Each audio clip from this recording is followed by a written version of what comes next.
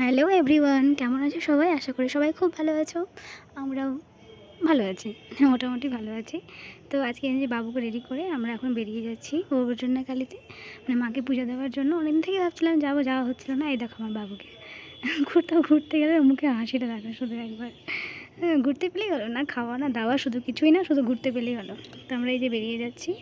আমরা যেতে যেতে বেশ অনেকটাই দেরি হয়ে গেছিলো। ভেবেছিলাম যে 9টা সাড়ে 9টায় বেরিয়ে যাবো, তো বেরোতে বেরোতে লেট হয়ে গেছিলো।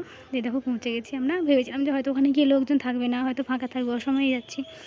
সচরাচর বৈশাখ মাস বা শ্রাবণ মাসে মানুষ বেশি যায়, তো আষাঢ় মাসে গিয়ে দেখি যে মন্দির পুরো ভর্তি, এত লোকজন। তারপর ওখানে পুজো টুজো দিয়ে আমরা চলে আসি। পাশে একটা শিব মন্দির আছে, মা কালী মন্দিরের পাশেই। ওখানেই যারা গেছো তারা তো জানোই যে আছে, ওখানে পুজো দিলাম।